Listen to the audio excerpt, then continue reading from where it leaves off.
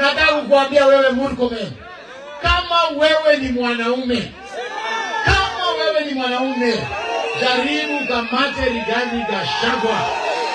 Kwani ana makende ngapi na mimi na ngapi? Kama mnataka kiboko mtakula. Cleophas Malala, the deputy party leader for the DCP party, has told CS Kipchumba Murkomen that if he thinks he is a man enough to try and arrest Rigathi Gashagua upon his arrival in Kenya from the US, Cleophas Malala said that Gashagua will announce the flight that he will be boarding, the seat he will be on, and his arrival time. Even he says that they'll mobilize 300,000 people to welcome Gashagua, and that day they will declare it a public holiday. Nimeona hii mtu mwingine anaitwa nani, hii Senior Minister, hii Murkomen, Kipchumba Murkomen, anasema ati Rigathi Gashagua akifika airport ati akamatwe. Nataka kukuambia wewe Murkomen, kama wewe ni mwanaume, jaribu kamate Rigathi Gashagua. Sisi tumesema party leader wetu atatangaza ile tarehe atakuja, atatangaza ile ndege atatumia, atatangaza ile kiti atakalia kwa ndege na masaa ambayo ndege itafika hapa. Tumesema we are mobilizing more than 300,000 people waende wampokee kule airport, tuone jamshikia watu. Tunataka dunia nzima hiyo siku Rigathi anarudi ni public holiday. Hata wewe mtu anaenda kwa nyumba wewe. Now, we are all privy to the information that the Kenya Kwanza government and Ruto's regime has sent emissaries to try and convince Kalonzo Musyoka, the Wiper party leader, to ditch the united front of the opposition and join the government camp.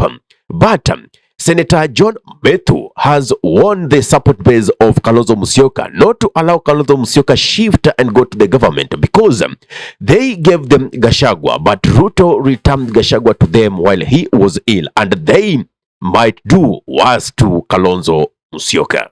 Siku ile tulikuwa tumefinywa sana kama jamii ya watu wa Mount Kenya. Siku ile tulikuwa tunafinywa na huyu mtu anaitwa William Ruto, na nimefurahi sana kio umesema ati Kalonzo Musyoka asifanye kazi na William Ruto. Mtuulize sisi. Mtuulize. Mtuulize sisi. Mtuulize sisi tunajua. Siku ile tulipatia Rigathi Gachagua, alikuwa mtu mzuri, kiongozi mzuri, aliturudishia akiwa kwa hospitali. Hata nyinyi mkipatana Kalonzo Musyoka anaweza rudishwa akiwa mahali nyingine. Na mnajua kwa sasa hii maneno inaweza haribika, amesema watu wapigwe risasi ya mguu. Mnaweza mpatia akiwa mzima mrudishie kama apigwe risasi ya miguu. Na hata huyu William Ruto ni mtu mkorofi sana. Anasema mtu akipigwa risasi ya mguu hawezi kufa. Watoto wapigwe risasi ya mguu. Mimi nilikuwa nauliza Mheshimiwa Sifuna, kama risasi ya mguu haiwezi kuua, si yako na watoto, si apige yake moja ndio tuone kabisa watoto hawezi kufa. Si namna hiyo. Juzi tena nimesikia ati amesema sasa mtu akipigwa risasi akikufa tunalipa yeye. Ati wewe leta mtoto wako tupige risasi akikufa tulipe yeye. Wewe William Ruto, si hata wewe kuna watoto.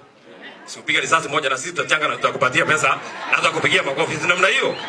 Kama mtu anatakana mtoto wake auliwe ndio ulipwe, si upige yako risasi moja.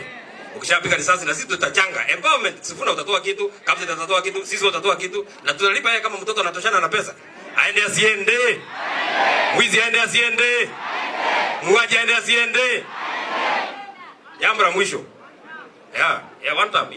Hiyo biashara inaenda mzuri sana. Iko watu kidogo pale wanakasirika, lakini wanisamea tu, maneno iko namna hiyo na dunia iko namna hiyo na hivyo ndio inaendaga na itakuwa hivyo mpaka kila siku. Kwa sababu hiyo mtu amefinya sisi sana.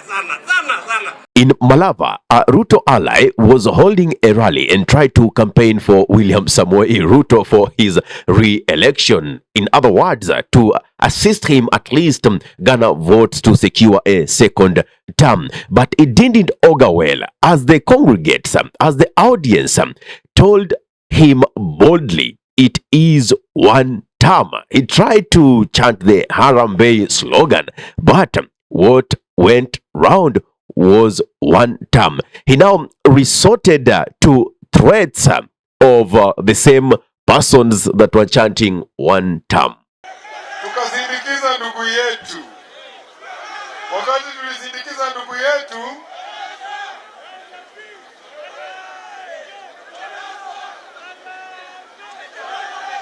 wacha niwaambie kama mnijui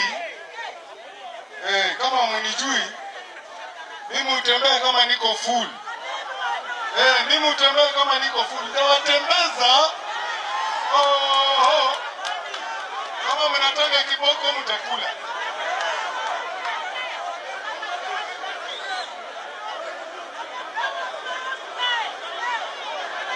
Nileta huyo kijana hapa. Hebu mlete hapa. Leta hapa. Kwani ana makende gapi na mimi na gapi?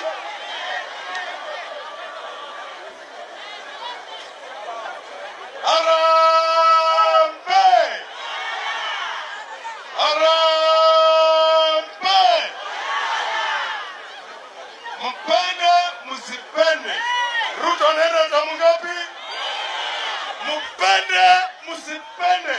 Ruto nenda tamu ngapi? It is too obvious that even the people who are supporting William Samoei Ruto are so desperate to have him re-elected, while they obviously know that the president has lost so much popularity. What is it with the people who are supporting William Samoei Ruto? We even saw Kipchumba Murkomen trying to blame the influence that Gashagua has already have on people who keep posting his videos on TikTok. They are losing their cool. But you know what? It's because they keep responding to Gashagua's allegations. Whenever Gashagua speaks, they always upfront to respond to him. I mean, we have government operatives and institutions that are supposed to be dealing with Gachagua in terms of giving out information. But in this case, we have the president who, upon Gachagua speaking, he will respond, the CS will respond, his all ministers will respond, the allies aligned to the Kenya Kwanza government will respond. And in essence, that is giving Rigathi Gachagua political life. Now, yesterday I talked about even in the funeral of Phoebe Asium, the broad-based government leaders, both led by Raila Odinga and Ruto, kept on criticizing Rigathi Gachagua from his remarks in the US, and still Gachagua is not stepping down. He's also giving this last nail on the coffin towards Raila Amolo Odinga, saying that Raila is a person who always, after losing elections, causes chaos, finds himself in the negotiation table, and therefore wielding power without responsibility. Every election cycle, he has been mobilizing my cousins. The minute he gets there, he doesn't intend to be president. He has no such intention. He's not interested. He likes power, but with no responsibility. He doesn't want to take responsibility. So he creates problems. He is invited into government and starts eating. And that is why, like now, he is quiet. Because he's a very good observer of good manners. When you're on the table eating, you don't talk. So these cousins now have found their way as a family. And now all the cousins are talking the same language. So I saw Tinga the other day crying about cousins. He was crying in a funeral. Instead of mourning the late Phoebe Asio, he was mourning the loss of cousins from his grip. Well, could that be further from the truth? No.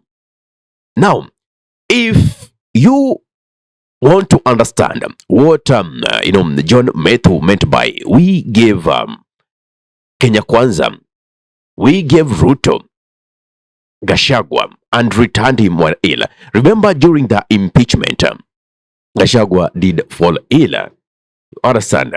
And since then, Gashagua has been on a fiery basis, day in, day out, dropping bombshells and not relenting towards this regime.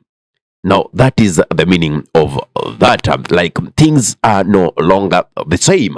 And when we have people who results into abuses simply because you are not supporting their cause of wanting Ruto to be re-elected, it means that camp is full of disillusioned persons. I don't know what's your take on this. That is why there's the comment section. Kindly give me your thought. Now, if you love content of this nature and you're watching from my YouTube channel, kindly subscribe and press notification button so anytime that we are live or we upload content of this nature, you'll be the very first person to be notified. Ahmed Khalif is my name for the unscripted talks here in Dab Radio. Assalamu alaikum wa rahmatullahi wa barakatuhu. Kwa timba kali za Afrika, Dab Radio ndio mpango mzima.